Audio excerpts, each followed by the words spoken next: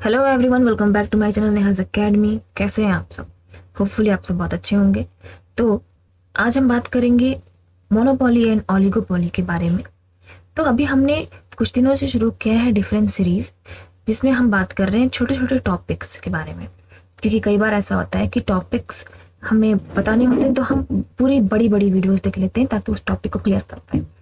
तो मैं आपके लिए लेकर के आ रही हूँ छोटे छोटे टॉपिक्स जो आपके लिए बहुत ही डाउट भरा होता है। तो उसके साथ साथ आप उसके जस्ट ऑपोजिट चीज़ों को भी देख सकेंगे और उस टॉपिक को भी क्लियर कर सकेंगे, वो भी विद एग्जांपल्स। तो चलिए देखते हैं, आज हम मोनोपोली एंड ओलिगोपोली के बारे में और उनका डिफरेंस भी जानेंगे। तो बिना किसी देरी के शुरू करते हैं हमारी ये क्लास। तो मोनोपोली जो है, इसको हम हिंदी में कहते हैं एकाधिकार,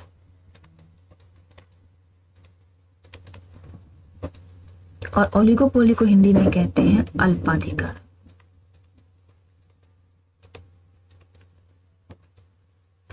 तो नाम से ही समझ में आ रहा है कि किसी एक का अधिकार और ये कुछ लोगों का अधिकार, ठीक है।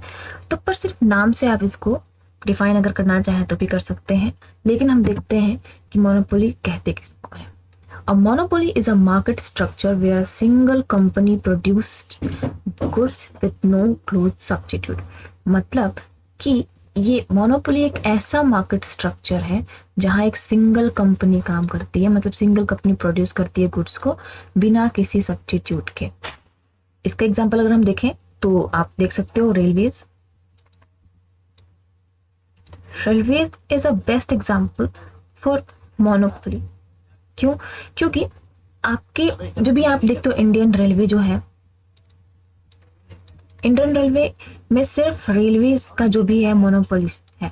इसके अलावा आपको और यहाँ पर कोई वो नहीं दिखेगा, इसका कोई ना तो सब्स्टिट्यूट है रेलवे में, रेल के अलावा, इंडियन रेल के अलावा, एंड ना ही इसका कोई कॉम्पिटिटर है। मतलब ये सिंगल कंपनी है जो गुड्स को प्रोड्यूस कर रही है, यानी कि जो ट्रेन चला रही है, ठीक है। मोनोपोली मार्केट में का जो स्ट्रक्चर है वो सिंगल है, किसका? इंडियन रेलवे का। ओके, वैसे हम ओलिगोपोली को देखते हैं। And oligopoly is a market structure where small number of relatively large companies produce similar but slightly different goods. कहने का मतलब ये है कि ओलिगोपोली, जैसे कि हमने बताया कि ये अल्पाधिकार है, मतलब कि इसमें कुछ ऐसे small number of relatively large company, मतलब बड़ी बड़ी कंपनियां जो तो स्मॉल नंबर्स में है। यानी कि अगर हम बात करें इसमें तो आप देख सकते हो just like mobile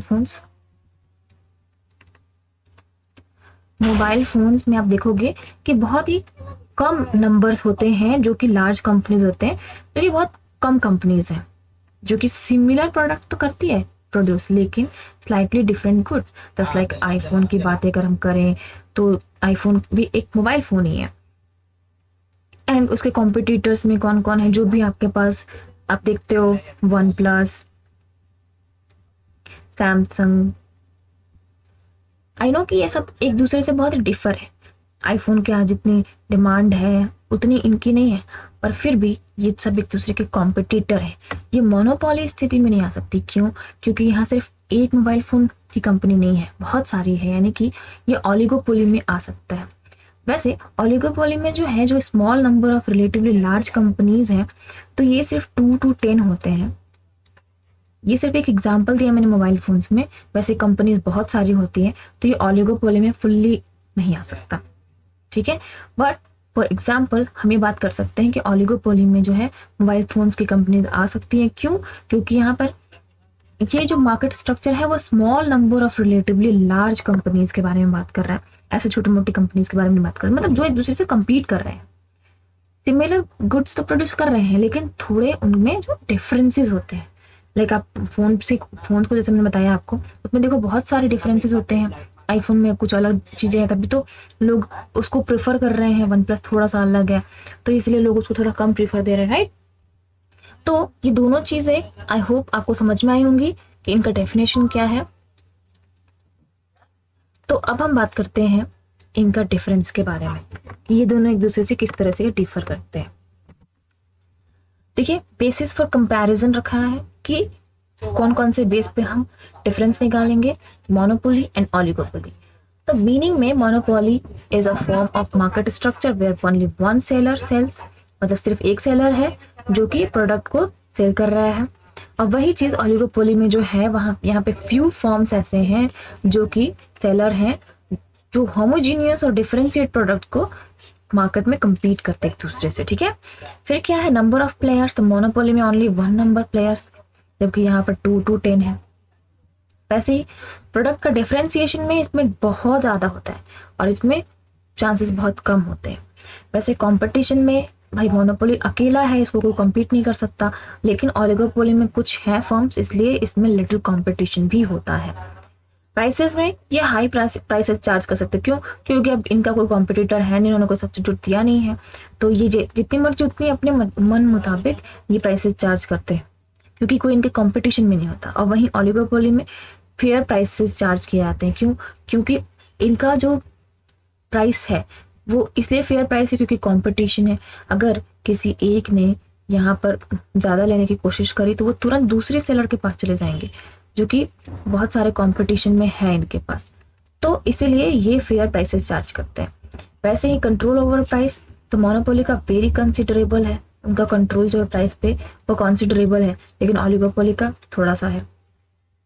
basis of setting price, setting price करने का demand of consumers for the product, तो सेटिंग प्राइस जो है उसका बेस क्या है कि कंज्यूमर के डिमांड पर प्रोडक्ट यूज करते हैं।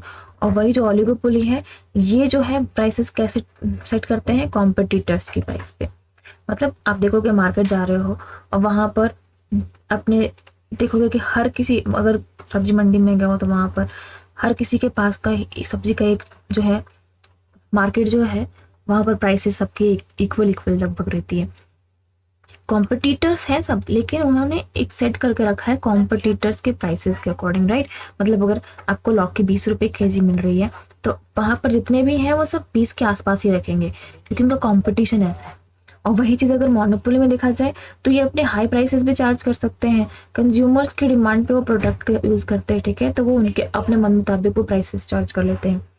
फिर रेस्ट्रिक्शंस टू एंट्री, तो due to economic, institutional, legal और एनी अदर रीजन, तो ये जो है इनकी एंट्री रेस्ट्रिक्टेड रहती है। और किसके तहत रेस्ट्रिक्टेड रहती है? इकोनॉमिक, इंस्टीट्यूशनल के तहत, लीगल और एनी अदर रीजंस के तहत। और वही है पर due to economies of scale, तो यहाँ पर इस तरीके से आप मोनोपोली एंड ओलिगोपोली के बीच का डिफरेंस देख सकते हैं। होपफुली आपको इसका डिफरेंस भी समझ में आया हो। तो वीडियो अच्छी लगी हो तो प्लीज़ चैनल को सब्सक्राइब कर ले, वीडियो को लाइक करें, दोस्तों के साथ शेयर ज़रूर करें ताकि उन्हें भी इस चीज़ का फ़ायदा मिल सके। तो अगर आपको ऐसी ही और भी वीडियोस चाहिए तो प्लीज़ कमेंट सेक्शन में ज़रूर बताएं। एंड जो डिफरेंस सीरीज़ मैंने शुरू किया है इसे आप ज़रूर देखें, क्योंकि ये आपके लिए बहुत ही हेल्पफुल है। So thank you so much, let's learn, achieve and grow. Bye bye.